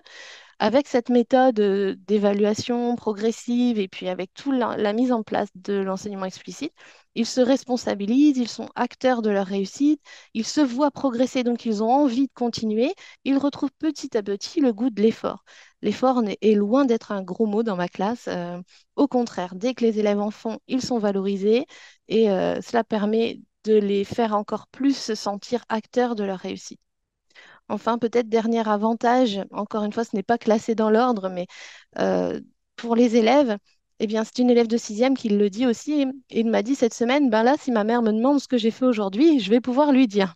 En fait, il a vraiment compris ce qu'il faisait en classe.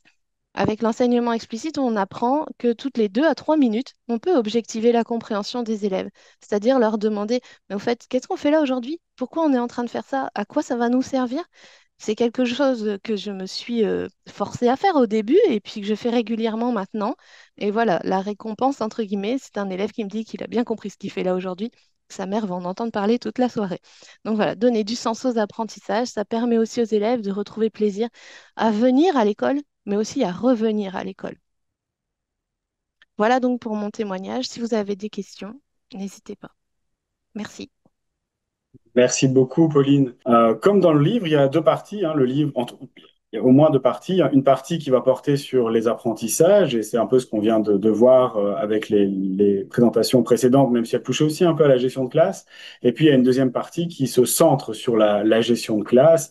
Et cette fois-ci, on va traverser l'Atlantique. Alors, on prendra le bateau, l'avion ou la téléportation, je vous laisse choisir, pour rejoindre Marie Aymon, qui est agente de réadaptation au centre de service scolaire Marguerite Bourgeois, donc au Québec, qui va nous parler d'enseignement explicite des comportements tant au primaire qu'au secondaire. Marie, la parole est à toi. Bonjour, ça fait plaisir d'être là. J'ai eu un petit problème de connexion. J'ai réussi à revenir à temps. Merci beaucoup pour l'invitation. Ça fait plaisir de faire partie de cet événement-là. Donc, je me présente, Marie Aymon, je suis agente de réadaptation au Centre de service scolaire Marguerite Bourgeois. J'accompagne les écoles, en fait, qui implantent le soutien au comportement positif dans les écoles. Donc, je suis vraiment en lien avec le comportement pour l'enseignement explicite des comportements.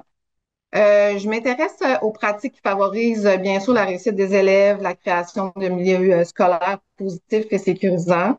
J'ai eu la chance d'être formée par M. Bissonnette il y a déjà maintenant 10 ans sur l'importance des approches fondées sur des données probantes, l'importance de l'enseignement explicite, puis l'importance de l'enseignement explicite au niveau du comportement, bien sûr. C'est sûr aussi que je m'inspire un peu du PBIS sur l'école qu'on va voir aussi à l'extérieur, des écrits des chercheurs et des gens qui m'entourent là, pour pouvoir bonifier ma pratique et répondre davantage, de répondre au milieu là, selon leurs besoins. Donc, mon objectif, là, moi, c'est vraiment d'accompagner les équipes écoles dans la mise en place des pratiques structurées, cohérentes et inclusives au sein de Marguerite Bourgeois, là, et ça dans nos 35 écoles qui implantent le soutien au comportement positif. Donc, pourquoi mettre en œuvre l'enseignement explicite des comportements? On se questionne pourquoi les comportements. Bien, on se dit que l'enseignement et les comportements vont ensemble, donc on ne peut pas les dissocier. C'est vraiment deux facteurs indissociables. Donc, pourquoi? Bien, pour clarifier les attentes de nos élèves, les élèves, ils ne peuvent pas deviner nécessairement ce qui est attendu d'eux. Donc, on explicite les comportements, on enlève l'ambiguïté. Ensuite de ça, on assure l'équité. On en a parlé aussi, là, vous en avez parlé dans vos présentations. Tous les élèves ont la même information, peu importe leur vécu, leur milieu familial ou leur expérience scolaire passée ou leur bagage. Donc, on va enseigner à tout le monde la même chose. On prévient plutôt que de corriger, donc d'être en prévention au lieu d'être toujours en réaction face au comportement. Donc, enseigner les comportements à nos élèves, ça va permettre de diminuer les écarts de conduite parce que les élèves vont connaître nos attentes comportementales. Ça permet de développer les compétences sociales, bien sûr. Comme pour les apprentissages académiques, là, les jeunes ont besoin de modélisation, de pratiques guidées pour acquérir les habiletés sociales et comportementales. Ça va favoriser un climat scolaire positif dans l'ensemble. Donc, quand les règles sont comprises, justes puis appliquées de façon cohérente, l'ambiance dans la classe et dans l'école, ça devient plus sécuritaire et propice aux apprentissages. Aussi, ça renforce l'autonomie des élèves, bien sûr. Ce qu'on veut, c'est que les élèves intègrent graduellement les comportements entendus puis peuvent les appliquer dans différents contextes, fassent des liens entre à l'extérieur de l'école et qu'est-ce qui est demandé à l'école. Comment mettre en œuvre l'enseignement explicite des comportements? Nous, on a 6 étapes là, pour mettre en place l'enseignement des comportements. Donc, la première étape est de définir clairement les attentes. Donc, on choisit les valeurs, 3 à 5 valeurs, là, dépendamment de ce qu'on veut, respect, responsabilité, sécurité, engagement, persévérance, il y en a tout plein. Ensuite, on décline ces règles en comportement observable, selon les lieux. Fait que donc, oui, dans la classe, qu'est-ce qu'on s'attend de nos élèves dans la classe, mais aussi avec le STP, on le met dans tous les lieux, dans toutes les aires de vie commune dans l'école. La classe, la corridor, la cafétéria, l'autobus, le gymnase, ça peut même être à l'extérieur de l'école.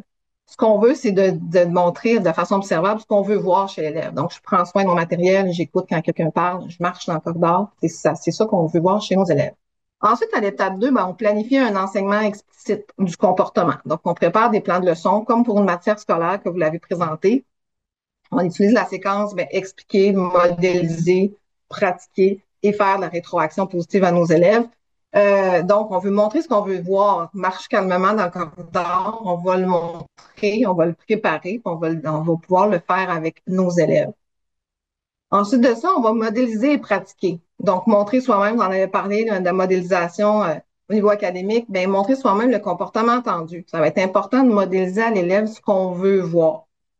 On va avoir des comportements positifs et on va avoir des contre-exemples. On va laisser les contre-exemples, on va peut-être en discuter, mais on va pas modéliser, on va pas faire pratiquer nos élèves, mais vraiment juste dans le comportement positif de ce qu'on veut voir. Puis on va les faire pratiquer en contexte réel. Ce qui est important, c'est de se déplacer avec les élèves pour faire le comportement du corridor ou dans la cafétéria. Si j'enseigne les comportements de la cafétéria dans ma classe, ça va être difficile pour l'élève de vraiment voir comment on se déplace, de vraiment voir où vont les choses et de faire des liens avec le contexte. Ensuite, bien, on va renforcer et valoriser. C'est important de reconnaître les comportements attendus de nos élèves. Ce qu'on veut, c'est les surprendre à bien faire ça. On veut valoriser, encourager, et avec le SCP, on a aussi des systèmes de renforcement, donc il va y avoir un échange de privilèges. Donc, féliciter un élève qui range rapidement son matériel, qui arrive dans la classe à l'heure, qui arrive en marchant, qui utilise la main avant de parler. Donc, toutes des choses vont pouvoir être renforcées et valorisées auprès de l'élève. Numéro 5, corriger de façon cohérente. Ce qu'on veut, c'est réagir de manière calme, cohérente et proportionnée quand les règles ne sont pas respectées. On mise sur l'enseignement plutôt que la punition. On se rappelle, on veut enseigner à l'enfant des comportements de remplacement. C'est pas parce qu'on est dans une école SCP qui enseigne le soutien au comportement positif. On fait du renforcement, bien sûr, mais on se doit de gérer les écarts de conduite. Ces deux systèmes, un ne va pas sans l'autre. Donc, on va miser sur l'enseignement plutôt que sur la punition. On veut enseigner un comportement de remplacement à l'élève et on veut réagir de manière cohérente et calme avec eux. On va répéter et réviser. C'est sûr qu'on va enseigner nos comportements en classe, dans nos aires de vie commune en début d'année, mais ça va être important de le faire après un long congé ou quand on va sentir le besoin que peut-être que l'enseignement du comportement du corridor doit être fait, l'enseignement de l'attente de l'autobus doit être fait, la place étudiante pour le secondaire. Donc, ça va être important de se rappeler ça parce que la pratique continue consolide les acquis de nos élèves. Donc, ça va être important de le faire à quelques reprises. Ces étapes sont décrites en détail dans le nouvel ouvrage d'enseignement explicite dans ma classe où vous pourrez également trouver un plan détaillé. On se rappelle que l'enseignement des comportements aussi peut se faire aux primaires, secondaires et même aux adultes. À notre centre de service, on a même des centres pour adultes.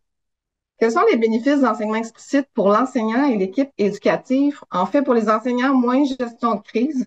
On a plus de temps consacré à enseigner, moins à corriger. On l'a dit tantôt, on est en prévention au lieu d'être en réaction. Cohérence dans les interventions. Les règles sont partagées et appliquées par tous. Les attentes comportementales, tout le monde a les mêmes, donc tout le monde on va pouvoir intervenir de la même façon. Puis on le sait, plus on est cohérent dans nos interventions, plus l'élève a la connaissance de ce qui va y arriver, bien plus ça va être efficace pour lui, ça va être facile pour lui de faire des meilleurs choix et de s'auto-gérer. Ça va aider aussi la relation positive avec les élèves. On met l'accent sur l'enseignement et la valorisation plutôt que sur les punitions. En enseignant les comportements en prévention, on maximise le temps d'enseignement. On l'a dit tantôt, on a un langage commun, on renforce les élèves, puis on sait que pour la relation positive avec les élèves, c'est l'élément le plus important en matière de gestion de classe. Plus mon lien va être fort avec eux, plus ça va être efficace quand je vais leur faire la gestion des écarts de conduite parce que on n'aura pas peur que notre lien s'effrite. Pour l'école, en fait, on dit une ambiance plus sereine et respectueuse, donc diminution des écarts de conduite, prévention des conflits, moins de tension entre les élèves et moins de tension entre les adultes aussi et les élèves. Donc, on crée la relation. Un langage commun, tout le personnel et tous les élèves partagent le même langage et les mêmes attentes. Et ce, tant au niveau du renforcement qu'au niveau de la gestion des écarts de conduite. On sait on s'attend de moi et on sait comment ça va être géré si jamais j'ai un comportement inadéquat. Langage commun, tout le personnel partage le même langage et les mêmes attentes. Renforcement du bien-être, climat positif qui profite à tous dans l'école. Donc, d'avoir le soutien au comportement positif, d'enseigner les comportements, de renforcer, permet d'avoir un climat plus serein à l'intérieur de l'école. Et quels sont les bénéfices de l'enseignement explicite des comportements pour les élèves? C'est sûr qu'on parle de clarté et sécurité. Ils savent exactement ce qu'on s'attend d'eux. On parle d'équité, tout le monde reçoit les mêmes consignes, peu importe l'âge. Donc, on va faire l'enseignement pour nos tout petits de 5, 6, 7 ans nos milieux, 8-9 ans, mais même au secondaire. Puis on l'a dit tantôt, on les enseigne même les comportements dans les centres professionnels pour adultes. Les compétences sociales, ils vont développer des habiletés utiles dans la classe puis dans la vie. Le respect, la coopération, la gestion de soi, c'est toutes des choses qui vont aider avec l'enseignement des comportements. Ça va aider la réussite scolaire, hein, un climat plus calme qui favorise la concentration, qui augmente le temps d'apprentissage. C'est ça qu'on cherche. Sentiment d'appartenance aussi. Les règles communes, ben, ça renforce le sentiment d'appartenance d'un groupe, d'une communauté, d'une classe. Donc, tout le monde se doit de respecter les mêmes attentes, ont les mêmes attentes comportementales. Et ça augmente le sentiment d'efficacité personnelle aussi. Le renforcement et les rétroactions positives renforcent ce sentiment d'efficacité personnelle-là, donc la motivation et l'engagement de nos élèves dans les tâches. Rapidement, à Marguerite Bourgeois, au Centre de service scolaire Marguerite Bourgeois, dans les premières années d'implantation, on avait des écoles qui avaient des données pré-SCP, donc avant l'implantation du soutien au comportement positif. Donc, ça, c'était les sorties de classe, les élèves qui étaient expulsés de classe avec des écarts de conduite. Et on a remarqué pour des élèves, plus de 4000 élèves qui étaient exposés au système, une diminution après 2 ans de plus de 70%, une diminution des écarts de conduite. Donc, c'est vraiment des beaux résultats pour les premières écoles qui avaient implanté le SCP. C'est des résultats qu'on continue d'avoir au sein de nos écoles. Donc, en finissant, ben, moi, ce que j'aimerais dire, c'est enseigner le comportement, c'est investir dans le bien-être des élèves et la réussite pour eux, mais tant au niveau aussi de reconnaître leur comportement, reconnaître le positif, ben, c'est efficace pour eux, puis ça nous fait du bien aussi pour nous en tant qu'adultes. Alors voilà. Merci. Merci beaucoup, Marie, pour cette présentation qui s'est donc focalisée sur la gestion des comportements avec des données à l'appui en plus et surtout l'emphase sur le positif, ce qui peut quand même manquer parfois dans certains contextes. Alors, on tient à remercier l'ensemble de nos intervenants pour leurs témoignages très riches.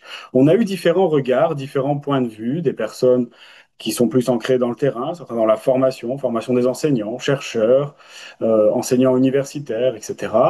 Mais moi, j'identifie tout de même un fil conducteur dans les différentes présentations, c'est cette recherche d'équité et ce regard sur l'apprentissage ou le développement de tous les élèves et cette recherche finalement d'équité dans les différents contextes qui ont été évoqués dans les différentes présentations. Je remarque aussi le souci de rechercher de développer des compétences de haut niveau, des compétences complexes. Je pense que Marie reviendra là-dessus dans les questions-réponses, que c'est une question qui a été évoquée dans l'espace des questions et des réponses. Alors, on a pu vraiment s'intéresser à la gestion des apprentissages, la gestion de classe de façon assez pragmatique, avec les multiples apports que peut avoir l'enseignement explicite. Toutefois, notre propos n'est pas de dire non plus que c'est la seule démarche qui doit être utilisée en tout temps, mais en même temps de reconnaître que c'est certainement une corde solide avec des gestes professionnels qui sont transversaux, qu'on peut utiliser quand on met en œuvre l'enseignement explicite, mais aussi dans d'autres situations, notamment la rétroaction, vérification de la compréhension, etc.